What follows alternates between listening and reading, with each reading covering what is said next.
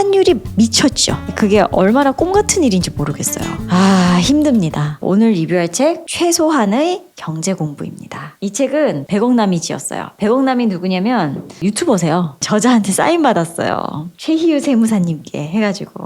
너무 영광인 거 있죠. 저자한테 바로 이렇게 사인도 받고. 그래서 읽고 리뷰를 해야 되겠다 생각을 한 겁니다. 자본주의 시대에서 살아남기 위한 최소한의 경제 공부라고 되어 있습니다. 뒤에는 지금 경제 공부를 시작하지 않으면 10년 뒤에도 당신의 자리는 똑같다. 경제 공부는 더 이상 선택이 아니다. 생존이다. 이 책의 제목처럼 공부입니다. 공부. 저희가 책 리뷰를 하는 내용들이 어떤 사업에 대한 인사이트 그런 것들이잖아요. 경제를 꿰뚫는 어떤 그런 인사이트 그리고 자기개발적인 인사이트 이런 부분에 대해서 이야기를 하곤 하는데 이건 말 그대로 경제 공부고요. 실제로 책을 읽어보면 교과서예요. 조금 더 쉽게 쓰여진 교과서라고 생각하시면 되세요. 여기에서 여러분들이랑 나누면 좋겠다 싶은 그런 꿀팁이나 이런 건 짚고 넘어가야지 하는 그런 부분에 제가 플래그를 붙여왔어요. 필수 소비를 줄이는 데는 한계가 있다. 자유로운 소비를 가능하게 만드는 핵심은 노동이 아니라 투자에서 나오는 수익이다. 자산에서 발생하는 수익이 필수 소비를 넘어서는 순간 우리는 비로소 경제적 자유라는 문턱에 도달하게 된다. 매달 고정적으로 발생하는 배당 수익이나 임대 수익이 주거비와 식비 같은 필수 소비를 충분히 충당할 수 있다면 노동에 얽매이지 않는 삶을 살 수 있다. 워렌 버핏은 이런 말을 남겼다. 돈이 나를 위해 일하기 시작한 순간 나는 진정 원하는 일에 집중할 수 있었다. 투자 수익이 필수 소비를 초과하는 순간이 경제적 자유를 이루는 분기점이 된다. 여기에 도달하기 위해서는 노동 수익의 일부를 저축하고 투자로 전환하는 노력이 필요하다.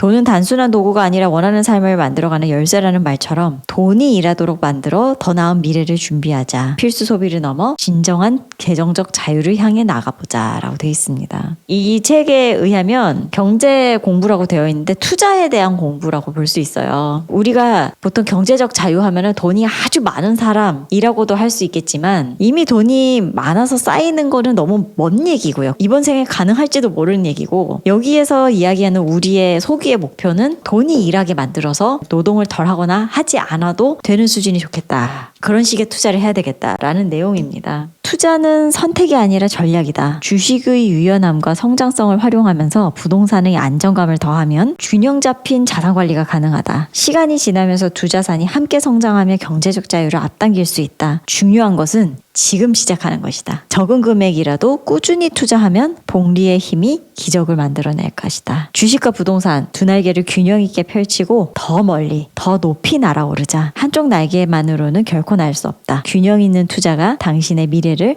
더 풍요롭게 만들 것이다. 라고 되어 있습니다. 솔직히 말씀드리면 저는 주식을 하질 않았어요. 여태까지. 근데 이 책을 읽고 되게 반성을 많이 했습니다. 내가 주식을 안 했었다니. 그러니까 저 자신도 경제라든지 경영이라든지 뭐 이런 관심 많습니다만 정작 주식할 그런 여유는 없었던 거예요. 일하기 바쁘지. 그러니까 이게 노동소득이 많아도요. 자본소득이 없으면 힘듭니다. 자본소득이 생긴다는 게 그게 얼마나 꿈 같은 일인지 모르겠어요. 일을 하지 않아도 돈이 들어온다. 생각만 해도 너무 설레는 일이죠. 그죠? 자산이 중요한 이유는 경제적 불확실성에 대한 방패 역할을 하기 때문이다. 시장이 불안정할 때 현금만 들고 있으면 물가 상승이나 금리 변동에 금세 흔들리기 마련이다. 하지만 자산을 보유하고 있다면 위기 속에서도 새로운 기회를 발견할 수 있다. 이 책을 쭉 읽어보면 주식, 코인 이런 쪽은 변동성이 심한 자산이고 금, 부동산 이런 것들은 안전자산입니다. 이 안전자산과 변동성의 자산을 잘 섞어서 해야 된다 이런 얘기가 나와요. 인플레이션, 디플레이션, 스태그플레이션 그거를 가장 잘 표현해주는 가장 정확한 지표 금리라는 거죠. 금리. 한국은행이 요 몇 달 전까지만 해도 금리 인하는 이래서 안 되고 어쩌고 저쩌고 이런 핑계를 댔었는데 이번에 아예